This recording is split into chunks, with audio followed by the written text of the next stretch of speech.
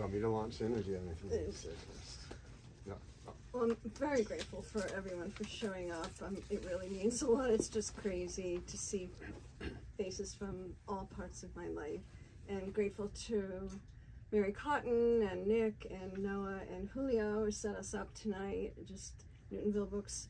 I launched Charlotte in the Quiet Place here 10.5 years ago exactly. And I'm just really, really thrilled to be back and to see you all. And Michael's gonna MC this gig. I'm grateful also to all the Newtonville folks, and just say, Nick, the only disappointment is that he just called me a conversationalist. I was really hoping this was my chance to be called an interlocutor. I've always wanted someone to call me that, but you know, beggars can't be choosers. So this may come up in the discussion, it may not, but I have a very special relationship to this book, in that Debbie came to me, gosh, about 2 years ago with the idea for this book and asked if I would work with her as what we call a developmental editor and just be a sounding board and read drafts and all that good stuff. And I just want to say, I mean, it was, she invited me into what became this a creative collaboration like no other I've ever been a part of. She brought such passion and intensity and vulnerability and bravery to this project. It was just really incredible. And you know, other writers come in, and I don't mean this a bad way, but with sort of conventional visions. They want to write the great American novel, or a childhood trauma memoir, or whatever it is. And from the start, Debbie's notion was much more nutso than that, and therefore much riskier. And I think she was often, I mean, you can say, but I think she always had belief, but also worry that it was just too nutso. And it was so inspiring to watch her hold on to the vision and hold on to it and hold on to it. And we even talked about what it would be like if we ever had a day like this. And here we are, and the book is in our hands. It's incredibly beautiful, inside and out. And so I'm so grateful to be here, a part of launching it. I'm going to try to have a very, you know, wide-ranging, honest conversation, and then have some questions. So I'll be thinking of those. And I thought I would probably pose just a couple questions to you, and then I'll maybe invite you to read a bit. The first question is, I just thought that there were two phrases in the book, that one of which was something of a touchstone from early on, and one of which really arrived late. And I wonder if you could just talk about the phrases as a way of sort of describing the world of this book. One was mirage of intimacy, which I believe is something a therapist once said to you.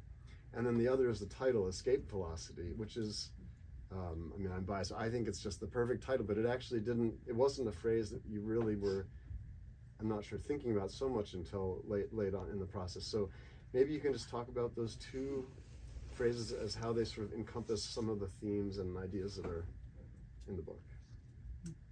Wow. Start me off with a toughie. No, that was a softball. We planned for Michael not to tell me what he was going to ask so that I could be spontaneous. Because I tend to rehearse too much when I know what's going to happen. So it's really an interesting question. So the mirage of intimacy was something, yes, that a therapist, when I was about 30, a therapist fed that back to me as a reflection of what he thought my life and my family was, where the subtitle of the book is how one 70-year-old push-pulled her way out of her too much, not enough family. Thank you, Michael. That was a Zoom meeting that led to the subtitle. And I think that captures a lot of this tension that Michael might be referring to with the mirage of intimacy, where it's there and it's not there. I mean, think about a mirage. It's sort of, you think it's real, but then you get closer and closer and it's like, maybe this isn't real. Maybe it's in my imagination, or something that exists on some other plane or something like that. So that was maybe a working title for a while. The real working title was 70 by 70 at 70. That was like a year and a half maybe of thinking of it as, because 70 micro-memoirs, 70 words each, written for to mark my 70th birthday 2 years ago. So I wasn't ever even thinking about what another title could be, but Mirage of Intimacy just landed, and it felt like, oh yeah, this is something 40 plus years ago that a therapist said that really does describe this tension. And Escape Velocity, I think I wrote the one called Gravity, and which ends part 1, I think, around when I'm 29 or so, and trying to figure out how can I stay with my family but also separate from my family. Where do I belong? I need to get out, but I don't want to lose my family. So you'll hear from some of the excerpts I'll read a little bit of a taste of that piece of it.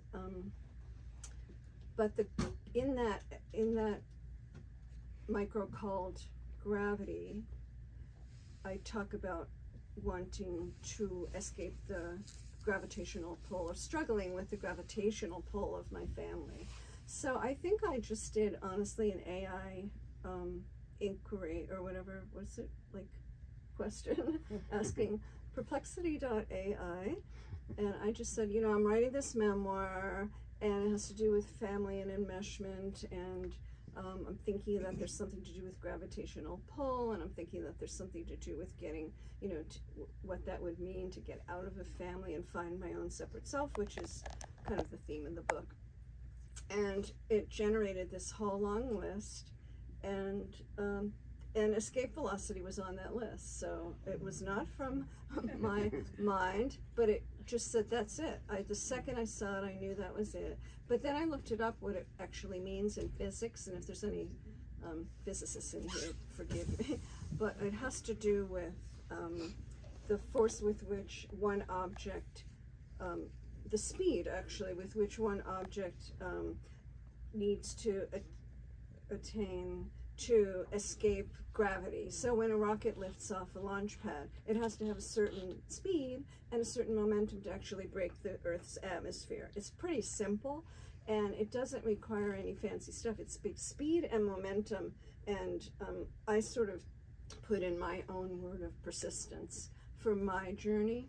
So the speed was, variable. I wouldn't say it was, as you'll see from the book, a lot of back and forth. But yeah, so it really worked. And then when we landed, thanks to Michael on the subtitle, that put it together. So there's really nothing to do with physics. It's more to do with the force that is necessary to try to find oneself in an enmeshed family and not lose the family at the same time.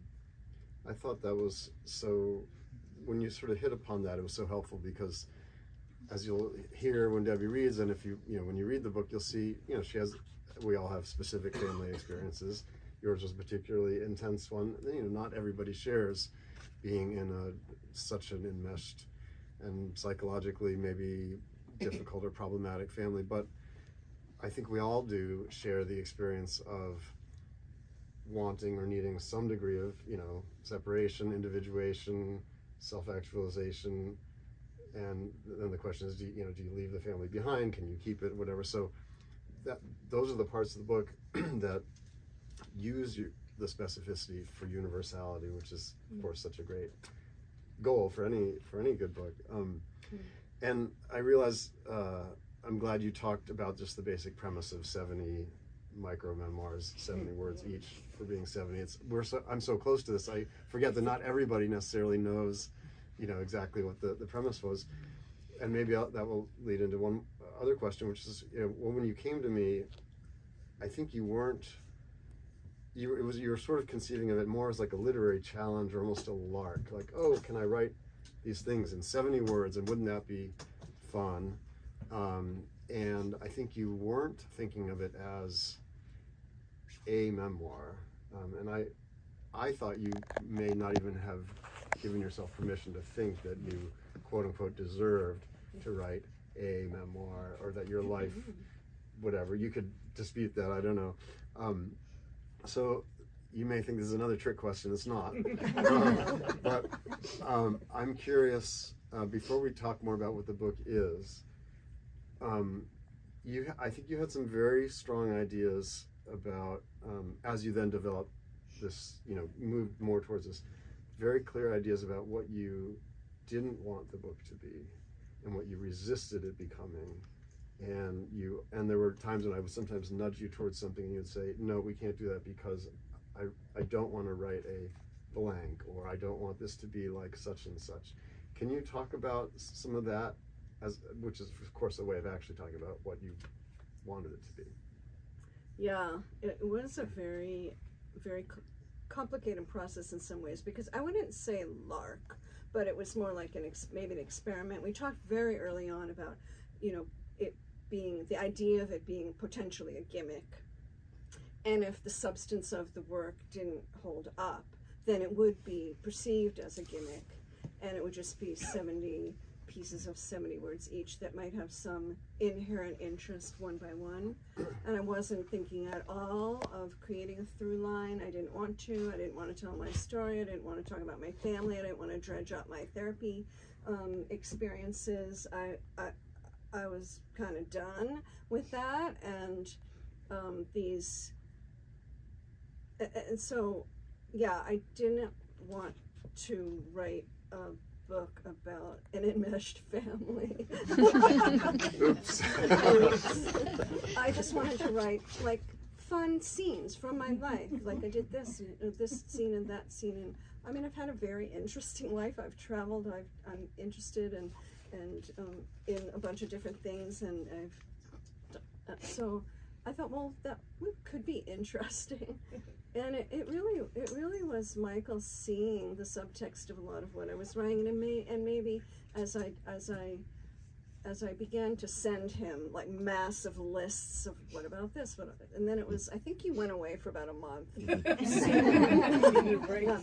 So he had a trip about a month into this, and he just said, just write, just do a brain dump. And so I have like an 11-page single-space brain dump that pretty much goes through my entire life, and I put it in themes like music or social work or picture book writing or travel or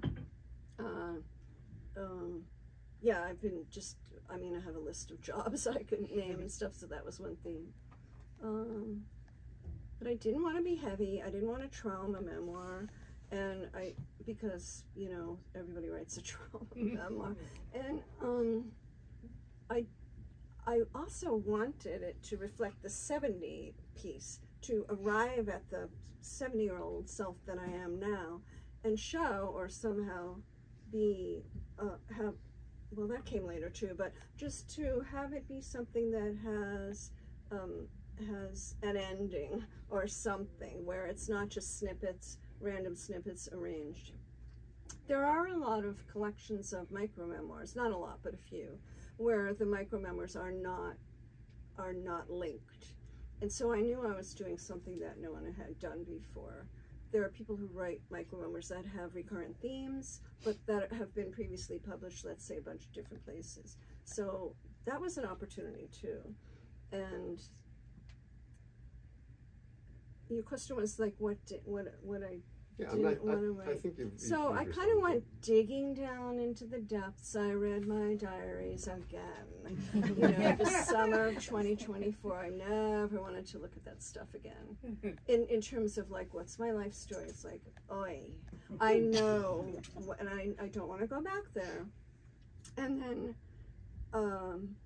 I didn't want to. And then in the uncovering of my diaries, I also came across all kinds of letters to and from my parents, which I now have, which were in their papers after they died. And then I have, boxes of letters to and from my various therapists over the years. So it was like, do I really want to do this excavation? Because when you feel complete and having done a lot of therapy and feel like, I really don't want to be in therapy anymore. I don't know that I won't be ever again, but wanted to have that behind me. So it was a challenge, and he just said, there's something here, there's something else here, there's a woman, there's an arc, there's a trajectory, to use another science term of my life that would be worth exploring. So really I owe it to you, Michael, I mean, it was all there, and I think I used my sort of novelist brain. I was always thinking, well, there's got to be a narrative, there's got to be a trajectory, and it was this balance between whether you would say things or tell a story, sort of, if that makes sense. And I loved, you just talked about other micro-memoir writers who don't link things. And there was that moment where you're like, am I even allowed to, what if it's sequential? And I thought that was such a breakthrough. And there's one that it ends, a scene with your father, and it ends with, we never talk about it again. And then the title of the next micro is, after all, it was Daddy who, and so it's this great, follow through. Thank you. So now that you've talked a little bit about what, can I do a minor little show and tell? Just to yeah, interrupt? absolutely. So I brought a little show and tell thing, which is one of the late stage charts. This is nothing. This is a condensation of a lot of things. But I had like 4 columns. One was sort of general, that didn't belong in a category. The other was early childhood, family enmeshment. The second column was young adulthood, looking for love. And then was later adulthood, empowerment, mindfulness, individuation, loss, aging, all of that. So things started to, you just kept writing and writing, and Michael just said, keep writing, just don't forget about the 70, forget about, just write 100, write 90 words each, just write. And that was, extremely helpful. And so all of a sudden these themes started to appear. You can see I started color coding, and I think the color coding, remind me, was more like which is done and which is a rough draft or something. But I learned a lot about charting. I think I drove him crazy with my color coding and charting. So not knowing what you didn't want it to be then sends you, I think, to figuring out what signals you want to send to a reader right from the get-go, and sort of set the tone and set the sort of the parameters. So I don't know if you have anything you want to say about that and your choices about that, or maybe if you want to just read from the beginning, or both. I thought that would be maybe just a good opportunity to share with the folks how it actually begins. Yeah. Oh, yes. I'm going to read the first few pieces. It was such a process that developed over so long. I can't say that I landed on my 70 and then I was done, and then the whole thing evolved where I ended up working with a designer who was also an illustrator. So the whole aspect of the illustrations is an entirely different narrative arc that threads through the book. That was a lot of work as well. It was bit by bit by bit. I know people who are authors who are working, let's say, with essay collections and things. When you write something, then it's like, oh, now I remember there's this missing piece. I have to fill in that missing piece. But then that means I might have to dump another one, especially when I did have a restricted number. So I had to make difficult choices. I was looking the other day, there's probably 50 on a cutting room floor that I must have spent weeks and weeks and maybe even months refining the 70 words, trying to find exactly 70 words, gone, because they didn't fit what evolved from the bottom up, as we writers like to say, are these themes and these landing points. So it became many times very clear, okay, that just doesn't belong there anymore. But then there were things that I wanted to say that after I finished-ish, I noticed were missing. And that piece about my father, there's some things that are rather, kind of paint my father in a negative light. And so I really felt there was missing this whole aspect of my father's love and caring for me. So that one, and what is it? And after all, it was Daddy who, ... It's very much toward the end, was like a love letter to my dad in some ways. It was like, thanks, Dad. I mean, he died, 10 years ago now. But I actually have a question I want to ask about that, but I think Okay. I'm gonna save it. But I do you wanna share with us the Yeah. how it starts? Yes.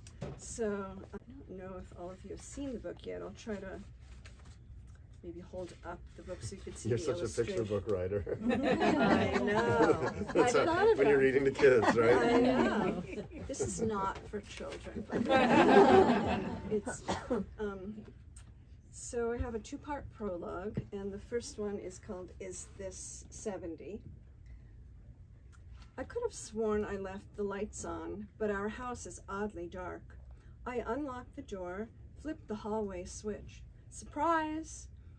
My grandchildren line up for squishy hugs. My children whoop, "Happy birthday!"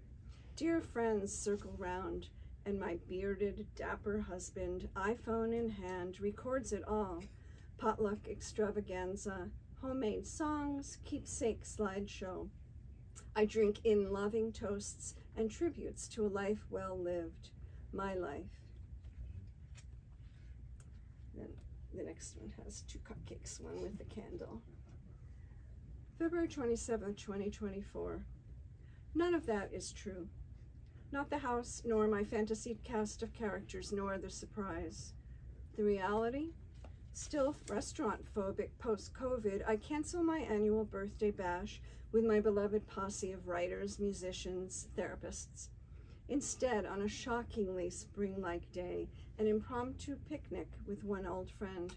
Flowers and doilies, shrimp and linguine, swirly chocolate cupcakes. Later, I toss together a Zoom with what's left of my family. And then part one. It's called, number 3 is called Nuclear Fusion. I could talk forever about the art and the decisions. We'll see if we have time at all. Nuclear fusion. 4-way kiss, Mommy announces, arms extended, beaming. Daddy, Brother Donnie, and I rush into our after-dinner huddle. Forehead to forehead, noses rubbing. Mwah! Daddy looks funny without his glasses. Mommy smells of Kalesh perfume. Donnie scrunches his eyes. On Sundays, we snuggle together in their double bed. I plop onto Daddy's bent knees, facing him, clutching his hands, waiting for the surprise leg collapse. All of a sudden, Debbie goes boom! Number 4 is homesick. I have a miserable cold, but I'm only half miserable because staying home means lovey mommy instead of naggy mommy. Campbell's tomato soup placed on a saucer with a perfect saltine circle. Brand new Venus colored pencils. A single stem red rose. She checks for fever, smooths Vicks vapor rub onto my chest, sings Yiddish lullabies. Even though I'll miss Sandy's birthday party, I sniff and cough louder for 1 extra day, maybe 2. Number 5, summer raspberries. It's hard to see from far, but you can look later. Daddy scooches his towel closer after swimming at Rye Beach. I'm gonna give you the treatment, he teases, moving even closer, smooshing his face into my belly. Whee! I squeal. I'm 3 or 4. My bathing suit is a pink, crepey one-piece with skinny black straps. He raspberries, tickling my underarms, my feet. Stop, Daddy, stop, I say, giggling. Stop, Daddy, stop, I say, not giggling. Whoops. It's hard to do, try it. And then I will skip one for time purposes. And number 7 is the first of a set of what I call psychology interludes. This one is called, and now for a psychology interlude, Salvador Minuchin's theory of enmeshment. Think blurred boundaries, a sloshing blob of cells within a rigid, impermeable perimeter. What's mine is yours. Space, bodies, thoughts, achievements. Minuchin's emotionally incestuous family system.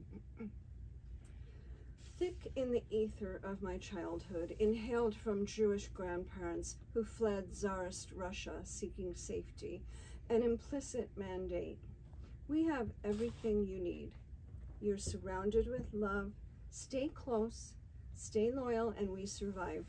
If you leave, one of us might die. Great stuff. I'll try to refrain from, the power that Debbie gets with just little words like, what is it? Stop, Daddy, stop. I say, giggling. Stop, Daddy, stop. I say, not giggling. One word, the whole thing turns. So this little 70-word, just masterpieces, I think. I was going to ask about the psychology interludes a little bit later, but since you just read it, can you tell us? So that's one of the, I said, this sort of a not so risky project. This is one of the nutsiest and most perfect elements, I think. What are the psychology interludes? How did you hit upon them? How do they function? What is this invention that you came up with? Oh my goodness. I think it started, those of you who remember object relations theory, and Ron maybe in the background, with Margaret Mahler's theories of separation, individuation, the stages that a child goes through in order to ideally pass through being attached to the mother, they usually say, and then being able to be free in the world. And I thought, I really want to talk about that. I really want to write about Margaret Mahler's theory of separation, individuation, because it so applies to so many things that you'll see in the book, where it's like this, especially the theory of rapprochement, where it is when kind of around toddlerhood, when a child sort of inches away, but then, oops, I've gone too far, and then they kind of go back. And so this is push-pull that exists in remaining close and attached to the family or the parent figure, and being able to be separate, safe and separate. So I think I wrote one. I think I just wrote like something that kind of summarized Margaret Mahler's theories, and then I thought about Mnuchin too. Mnuchin is a family therapist, family systems theorist this is all from the 80s when I went to social work school, these old theories. And he talks about, as you heard, emotional incest, about family enmeshment, and he specialized in families with people with eating disorders, which was one of my field placements in social work. So I saw that up close, like what too much closeness can do. It can kill people. That's whatever. We won't go down that road. So then when I don't know. I think what we decided together was that it couldn't just be some or academic thing about a theory. That where's Debbie's story? What if we stop and have this psychology interlude? Where's Debbie? So I think we just started playing with that. And so now each one, I think there's 7, and they're interspersed throughout, including Erik Erikson's stages, sort of life cycle crises. One from early adulthood and one from age after 65 is the crisis he calls integrity versus despair. So all of that landed just so well and was so exciting, and I didn't really care at that point whether it was kosher, whether it fit some, do you know what I mean? Whether it fit some trope out there about memoir writing. And in the beginning I worried, would I be criticized and all that stuff, but I don't worry about that. I didn't worry about that after a while, and it's just like, oh, that's part of me too. Both the social worker, but also being able to reflect on my own life through the lens of these theories that meant a lot to me as a person and as a therapist. Yeah, I mean, I thought that you can write about being a therapist and write about being in therapy, which I also had a question about if we have time. But those psychology interludes ended up being sort of the embodiment of that part of you, that you would include those. So you know what I mean? It's like more, in addition to what they're about, the form of them is just, it like sprang from your forehead as it wouldn't spring from anybody other memoirist's forehead, because they don't have the same experience as you. So I thought that was great.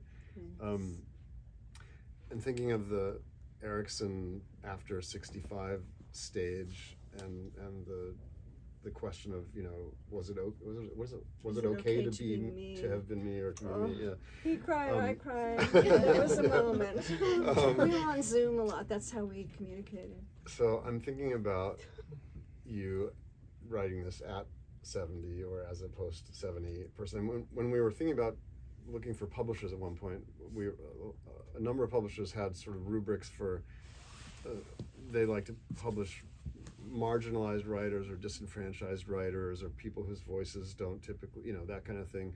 And we were sort of debating, well, you know, could you apply for those, or could you be in that book series from that publisher? And I think the publishers are mostly often thinking about queer writers, black writers, indigenous writers, whatever. But I wonder if you have anything you want to say about writing from the point of view of a 70-year-old woman, and in what way is that a marginalized position, or a position of having a voice that is often overlooked or dismissed in our culture? And were there tropes you wanted to avoid? Were there stereotypes you wanted to subvert? How did you position yourself writing? Yeah, we don't have many memoirs from, or certainly not debut memoirs from women in their 70s. So anything about? Well, that's changing. That's Yeah. changing for sure. I think women are really getting their stories out there now, and you know, there's a big community of us trying to say, hey, it's never too late. I think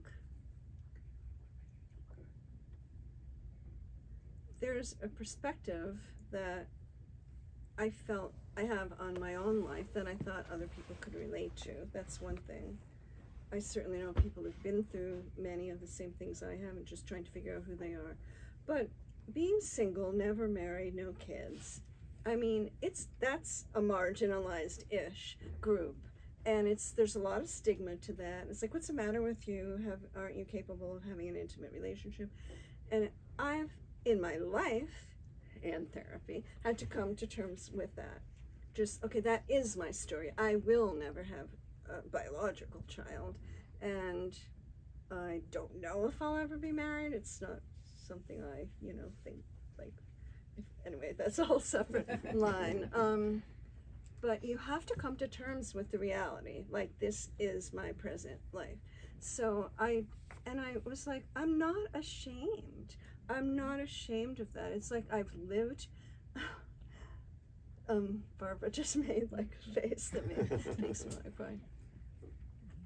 And that I earned that awareness, I have to say. I mean, I'm not like being grandiose about it, but I've worked really hard, and it's very difficult to say this in this kind of a public forum, because there is so much shame attached to not having been in a successful love relationship. And you know, as you see in the book, I address that a little bit toward the end, because there's, you know, you never know what's going to happen. So it was more of a celebration of arrival, which is also the escape velocity theme, well, and also the subtitle, how one 70-year-old woman pulled her way out of her too much, not enough family, and, you know, ... and found herself, you know. So it's very lovely to feel like I have a self that's separate from my identity with my family, where, as you heard, with the blurred boundaries and the we are, you know, if you leave, someone will die, and a lot of us know that. A lot of us have that in our legacy as well. And it's very hard to overcome, because the threat is you're going to lose the family. If you leave, we'll die, is the unconscious message. So overcoming that was a lot of work over many, many years, but then celebrating being 70, and then freaking COVID, you know, I mean, everything changed.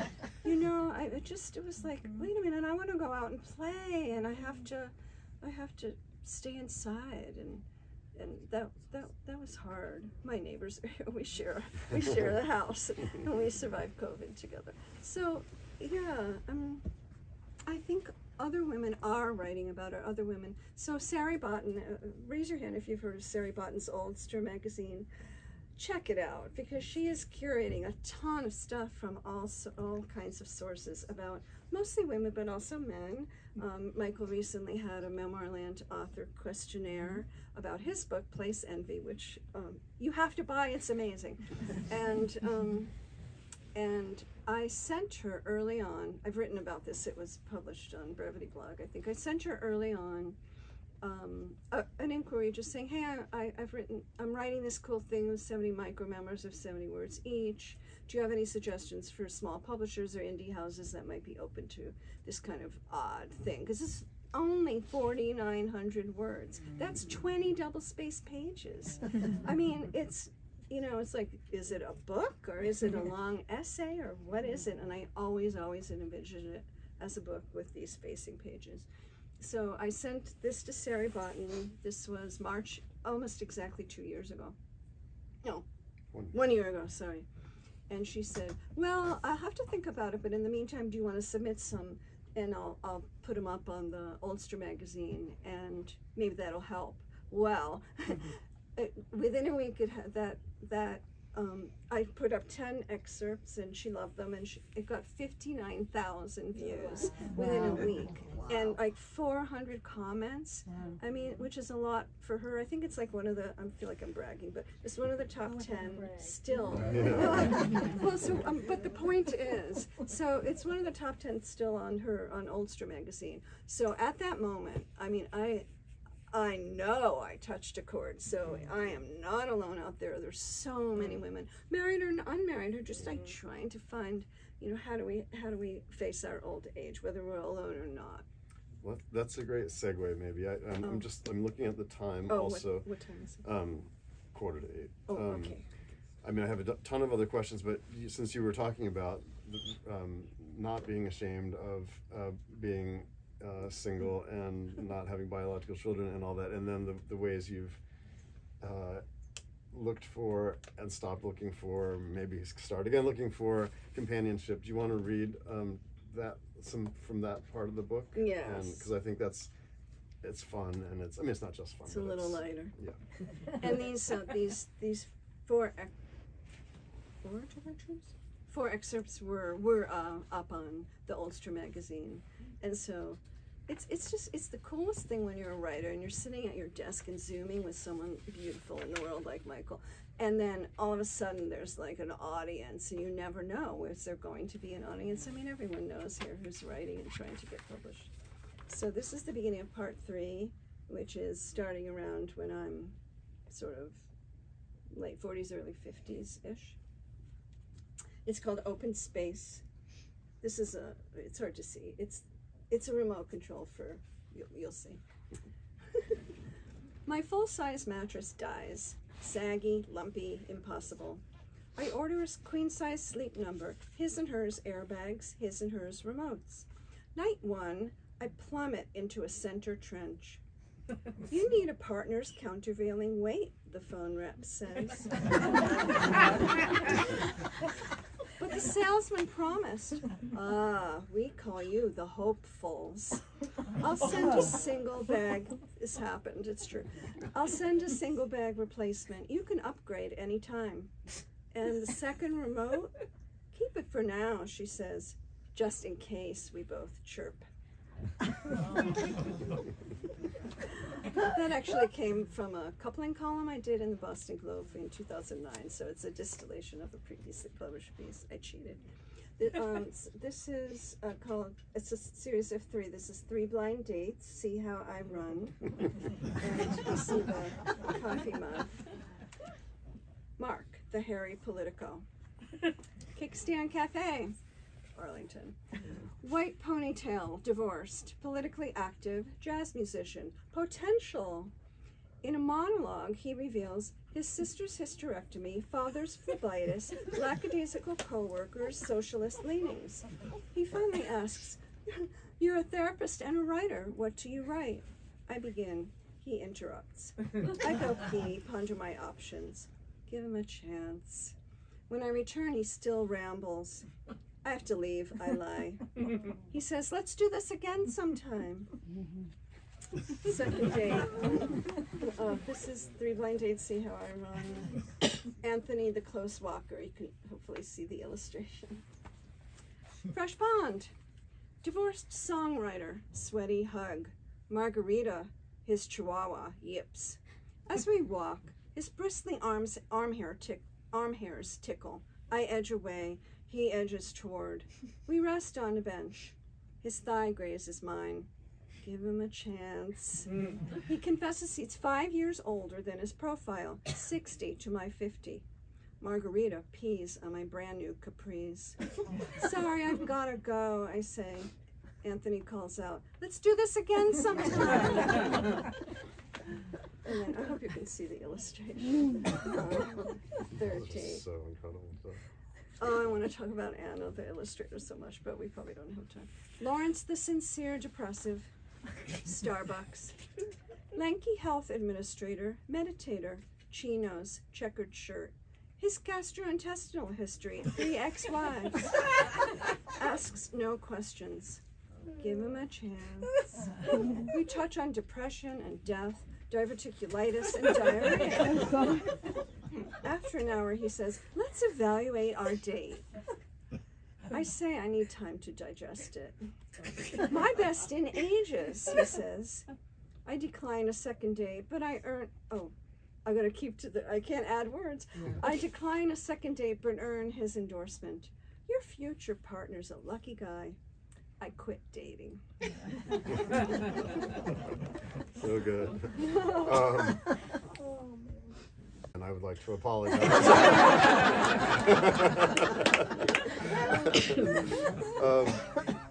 Well, there's so much more we could talk about, but I want time for questions. Maybe I'll just ask you one last question for me, and then we can open it up. So get ready, please. And I could ask it a more complicated way or a more simple way. Let me think. Simple. Okay. I think it's only 2 from the end. There's a great micro about, in part it's about, you have these boxes and boxes and boxes of diaries, which you've been keeping since you were 10, or how old-ish? 8, 10. And you ask of yourself, of the reader, what was the point anyway? Who will want to know my story when I'm gone? And now that you have that story itself and so many other stories within this book, I guess I'm curious, has this changed your feelings about that? What's your relationship to the notion of posterity, for lack of a better word? Yeah, I think I'll leave it with that and see if that prompts anything. Thank you. It's a really, really beautiful question. So the question I asked is what would I want to read my story now? Who will want to know my story when I'm gone? Now. And relating to childlessness also. Yeah. Well, the diaries, when you have a huge box of diaries and you get to be my age, you're like, who the hell is what am I going to do with these? Am I going to burn them before I die? I don't have children. I don't think I want my nephew and niece to read these things. I don't know, and so I've been wondering about that for a long time, especially having, as many of you have, cleaned out your parents' houses. It's like, no, I don't want someone to come across this big box.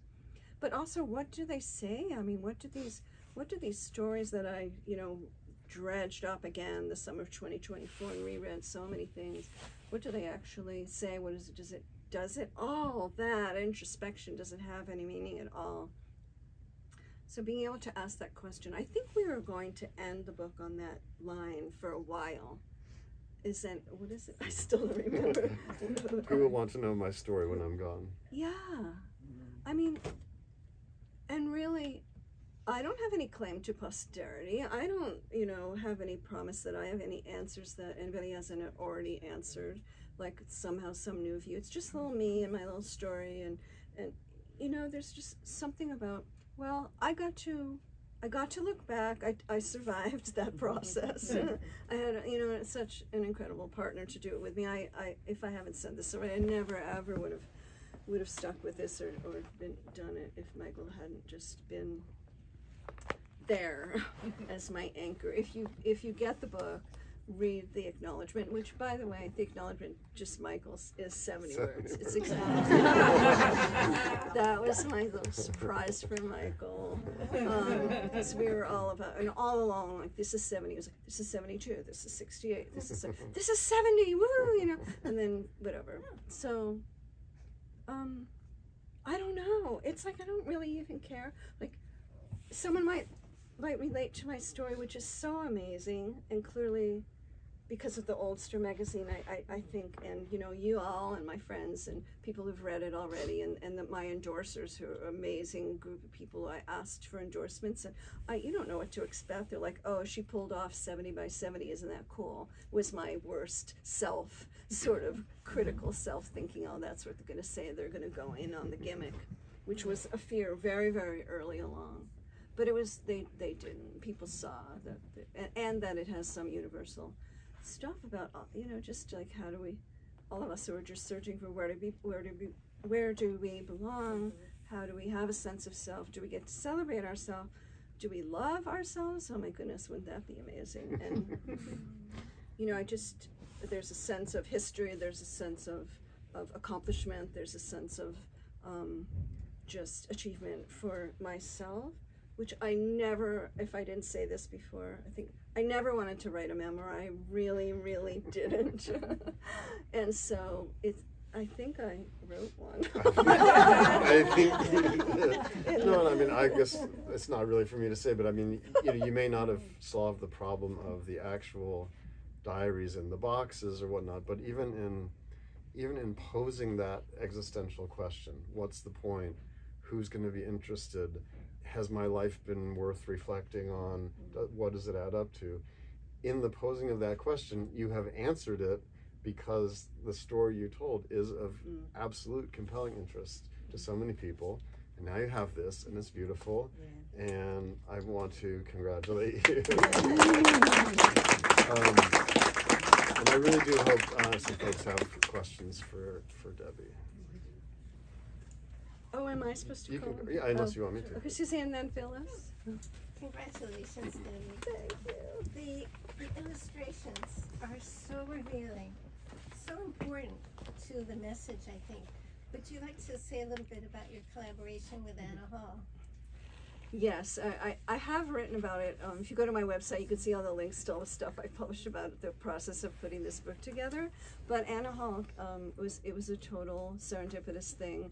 One of my micros, called Bosom Buddies, which is from early in the book, was published on an online nonfiction magazine called Bosom Buddies. I mean, the thing was called Bosom Buddies, and the online magazine's called Short Reads.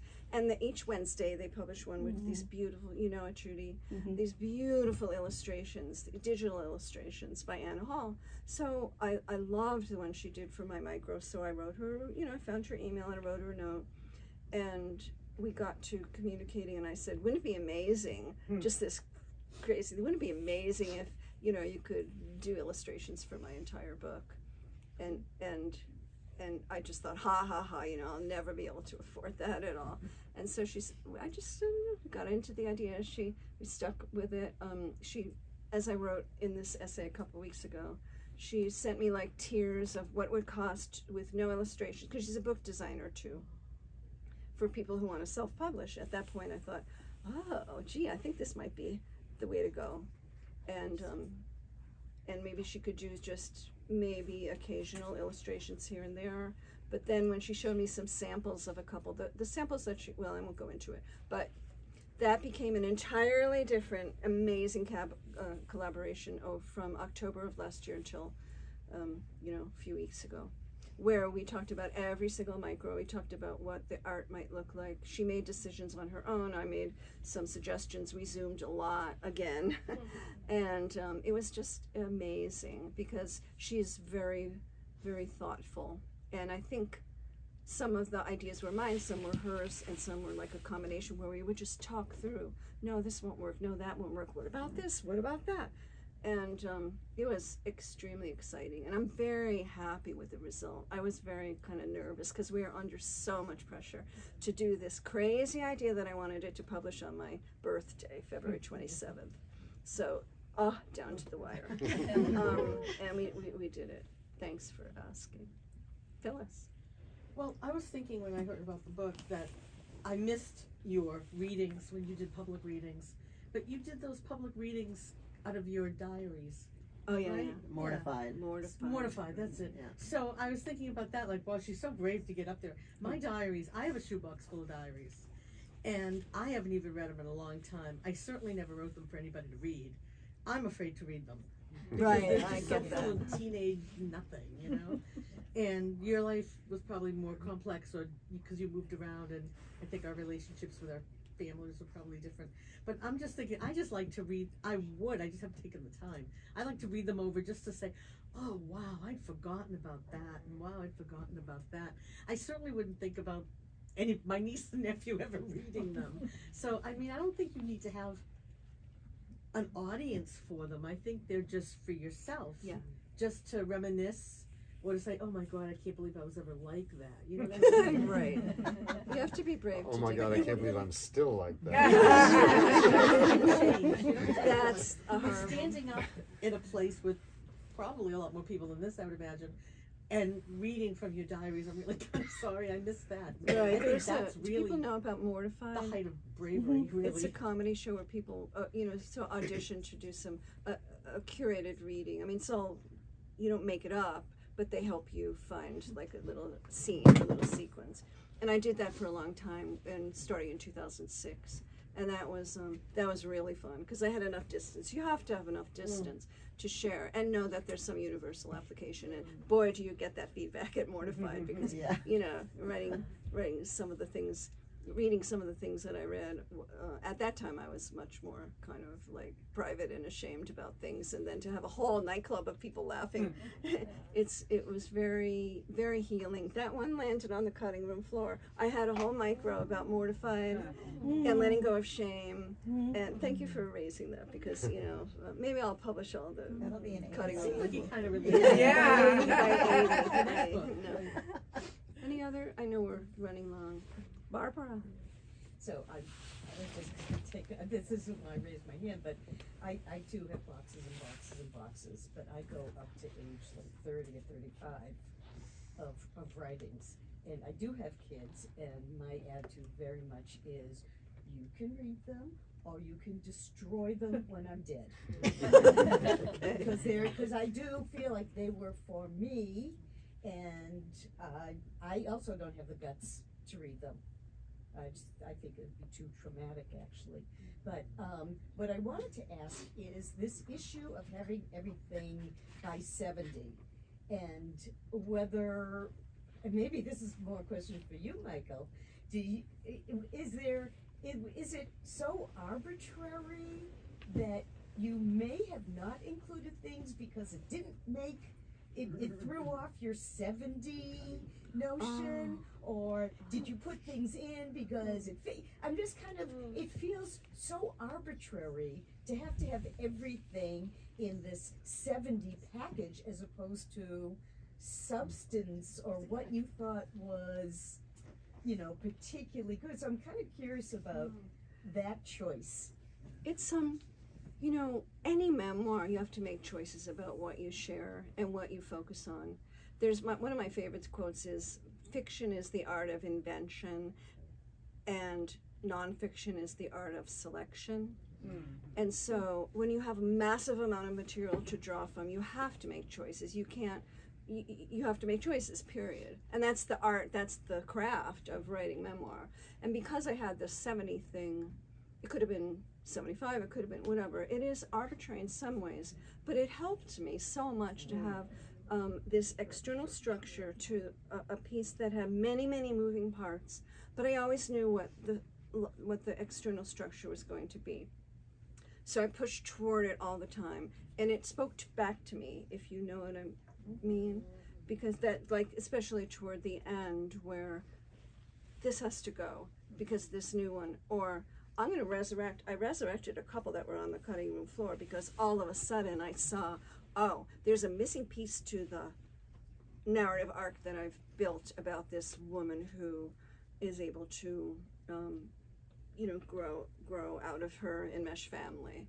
And all of it just, people talk about pieces singing to one another when you get deep into the writing process, and that happened a lot for a long time. And so I don't know whether these 70 are the 70 there are for this book, but when I reread it, when I got, it's like, I think it tells the story I wanted to tell, which took a long time to figure out what that was, and then there's only, I don't think there's any that I regret putting in, which is wow, that's really nice to say. And there's maybe a couple even I think about that I love. I just love certain of the ones that didn't get in the book, but it's okay. They didn't need to be in the book. It's hard to talk in the abstract. Do you want to say anything about that? No, I mean, there was so much magic in the limitation, and so much creativity forced upon Debbie from that, I think. And I mean, I was going to ask you about this too, because you mentioned the couples column in the Globe that then became a 70-word condensation of it, and it's sort of shocking and depressing to to realize how you don't really need a lot more than, say, 70 words to tell a story. And for those of us who've written 100,000-word novels or whatever, so I mean, do you feel like I'm wrecking the stage here. Now when you sit down to write, and if you write sort of 200 words, do you sort of stop yourself and you think like, oh, this is crazy, I don't like, how can I go on for so long? I mean, it's sort of shocking now sometimes. First of all, you have to get Michael's book. I just want to say that, because the beauty of his writing is that he isn't restricted at all, and he goes deep, and just when you think he's deep, it's deeper, and the levels of self-awareness and self-inquiry are just very, I think, unusually deep and psychologically minded and beautiful. Just I do go on longer than 70 words. Right. And it's so the way that comes out for me is two ways. I just wrote an essay. Well, I won't say much. I tried to write. I tried to write a 650-word essay to submit to the Globe Connections column. Sort of drawn from an expanded version of one of the micros. Just whatever. Might as well try. And 650 was luxurious, but I quickly saw what needed to. I didn't, write long. I just wrote to. So my writing process is really. I haven't, been writing essays lately, but it was so much easier. So I could see what fit, what didn't fit, what was extraneous, what didn't. I just and for a living, part of my living is working as an editor. So I get these manuscripts, and it's like. So many of my comments are less is more, condense, simplify, because I see things completely differently. And it's not just because writing flash, because they are just two entirely different genres, I think, long form, creative nonfiction. It's too hard to compare them, apples and oranges and all of that. But I appreciate, both in different ways now, and as a writer, it's fun. It's been fun. I would never do this again. Never. I would recommend it. I think if you want to try to write, I think there's some things where you can write 100-word stories that we can publish online. That's a great goal. Try to write a 100-word story. Maybe write a few. I don't know, Dorian from Grub Street, do you want to say anything about that? No, I think you're right on, though, that the constraints can, I think, really be an asset to the process. And, as you said, there's a kind of magic that can happen when you impose a word constraint or any kind of formal constraint on the story and see what you come up with. Yeah. I just want to say, micro-memoir is a genre now. I mean, there are people out there teaching it. There are rules, I would say rules, but there are approaches to writing micro-memoir that are very distinct from writing longer flash, even. Micro-memoirs is sort of considered under 300 words these days, so what I've done is really, really, really short. But Darian G is just brilliant. If you're interested in the genre, to study, to take any classes with her, to read her stuff, to read Brevity. Brevity's 750, so that to me is a novel. But there's 100-word stories, there's short reads, there's in flash, there's in short. There are people who are writing flash who have these amazing condensed stories that are rich with imagery, with emotion, with dialogue. They have all the elements of good creative nonfiction. Nick, I'm so worried about our time. Tell us. Okay. Bev, hello. I just wanted to say something about the cutting room floor. In our writing group, we realized that we didn't have to kill our darlings, as they say, but we could put them in an outtake folder. And then later, when you're writing about your book, you can take some of those stories that you didn't put in, and so we take some of the things that we didn't put in, and so it's going to become part of an article. Yeah. It's also very sad when you tell someone, you're in my book, and then you look and realize you cut them out. Right. That happens. Bev, do you want to say what your right. Do you want to say what your book is? Well, it's pretty controversial right now. I know. but, Yeah. Okay, well, it's up As to you. long as nobody has an opinion. No, I'm putting you on the spot. You can ask Bev if you want to. I won't put you on the spot. Okay, neutral territory. I worked with Noam Chomsky for 24 years, and I know what kind of a person he is, and I have a Substack, and I just did it. So my book is Chomsky and Me, and it's about the real person, off a pedestal, he has detractors, he has people who love him, and I was just thinking of you. I did a Substack article, no longer waiting for the storm to pass, to be quiet, and it also got 52,000. Wow. Just in Substack. That's great. So, Yeah. let's just hope the truth wins out of everything Yeah. in the world. Especially that's nowadays we have to honor whatever truth means. We have to hold on to what that means. I just ask you a real quick question, because we're not all writers in the room. When you say flash, what do you mean? Oh, I'm sorry. So flash is just short. It Really means short. But it has lots of different definitions. Like under 100 words is sort of a thing. Under 300 words is sort of a thing. Under 750, most people say under like 1,000. Some people go up to 1,500. Tom McAllister just wrote a book with a similar idea. Do you know that book? Called, I forget what it's called. Do you know? He wrote 42 essays for 42 years, and they were all under 1,500 for 1 year of his life, every year, 42 years. They're not the same length. Impossible or something like that. Oh, yeah.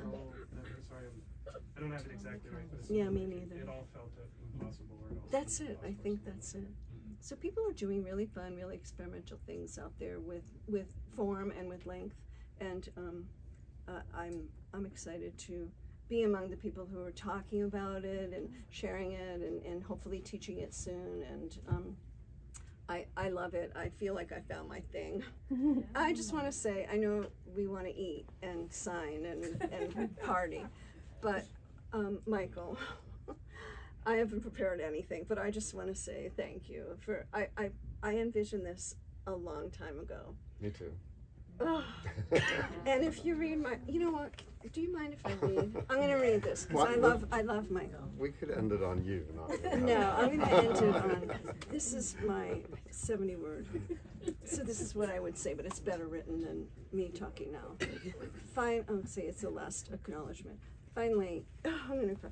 This book exists because of my brilliant developmental editor, Michael Lowenthal, brother from another mother, spiritual counselor, mentor, partner in word counting and verb tweaking. You saw a through line emerging from my random snippets. Despite my wavering, you nudged, guided, and inspired me to write the deeper story. Zoom by Zoom, email by email, syllable by syllable, you showed up with intensity, patience, humor, and genius-level literary sensitivity. Gratitude. And then this is